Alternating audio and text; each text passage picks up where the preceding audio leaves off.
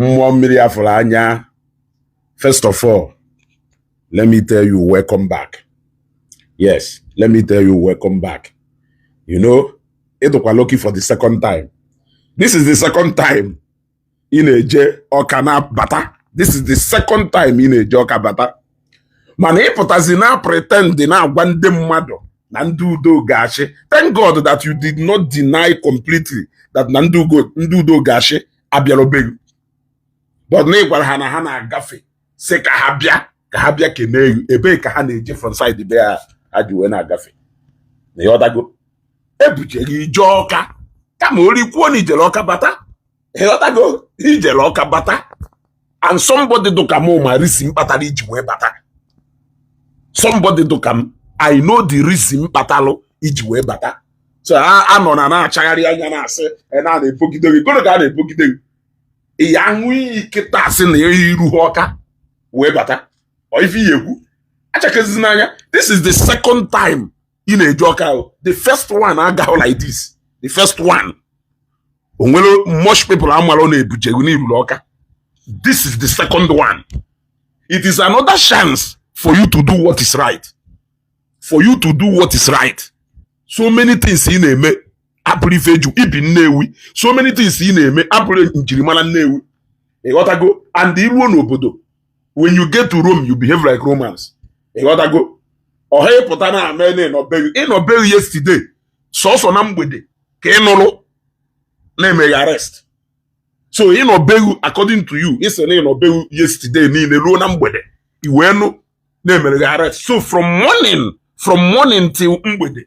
Ngwa Mmuo Mmiri Ogbanje did not hear na the rumor of your arrest. Na bagari why oji we wuru na mgbede. Ka iji we ma na emere arrest. Or na mgbede ka inwelu access to your phone. Or na mgbede ka eriri ihu iji we nwe access to your phone. We na anuzi na emere arrest. Okay, kedu ife melu na mgbede ahụ na ịpụta ho immediately bịa debunk ya.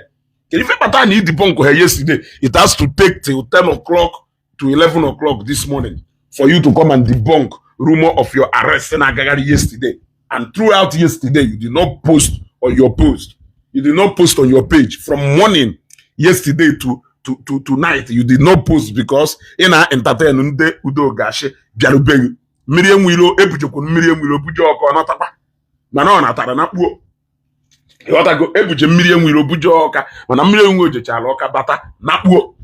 So ngonwa jecha bata if you want to do woluo ina kpuo. Malo na ijego nke isi je nke bua. Be very very careful ka ị ghara ije nke to. Ọ ha bịa ba bịa na-eme ka ị bịa pretend ya ndị mmadụ na onwe ife melu tobe ọlụọma Soludo na ndị otu ya na-alụ ugboro one ka ito da na ọlụọma Soludo na-alụ na Facebook. It has to take you today to start praising ọlụọma Soludo na-alụ. Anyị ma na ọ na-alụ ọlụọma. Be very very careful. Ị ghọtago? Be very very careful. Hapụ maka ife ị na-eme ifu na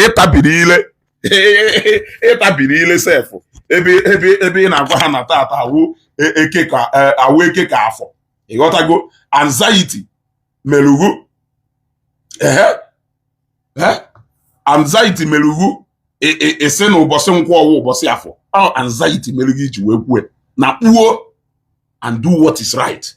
Ọghọta eme ya apụta be bịa me ọwụrụkwuo maka ebujego irulu ọka orikwuo na ịbatago. You need to pretend ndị udo gashi na so coincidentally ọ na-eme onye ndị udo gashi bịa ha na arụbe ya ụwa niile ama na ndị udo gashi bịa bịa ọsọ uwe onye izi ndị udo gashi na-agafe sị ka ha bịa kene why o ji wee wuru yesterday ka ha bịa kene and the whole of yesterday from morning till night ị ka na entertain ha that no na mgbede ka ị bịa nwetazi information of your arrest.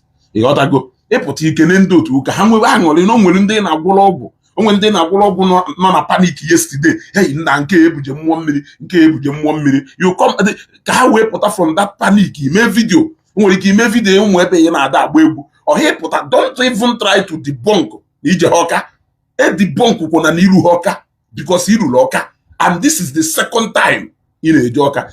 Do very careful in the way you are dealing with people because as in anụ gbanata na echi iwu nta and ijigo nke izi na aje nke bụ ana make sure na ije onye nke ịtọ nya wo fife nchọrọ ịgba How much ka entertain what people? But okay, I say now actually that you are not arrested.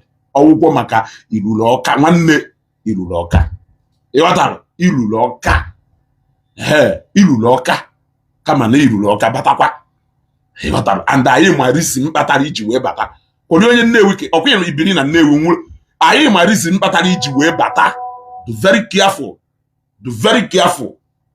That the third one gara ime because the third one ahụ nwere ike mee reason ahụ iji wee bata nwere ike ọ ya wọkụzi ọkara ihe etu a ezugo ife nji wee kwuo okwu n'onwe ndị na-ata gị ma ezugo n'ihi iburu fake news Adam ebu fake news were mara ezugo Adam ebu fake news I know the bula fake news Adam ebu fake news ọhụrụ na ndoirego original receipt news ọhụrụ na ndoirego original receipt wolu nke a wee malụ m daalụ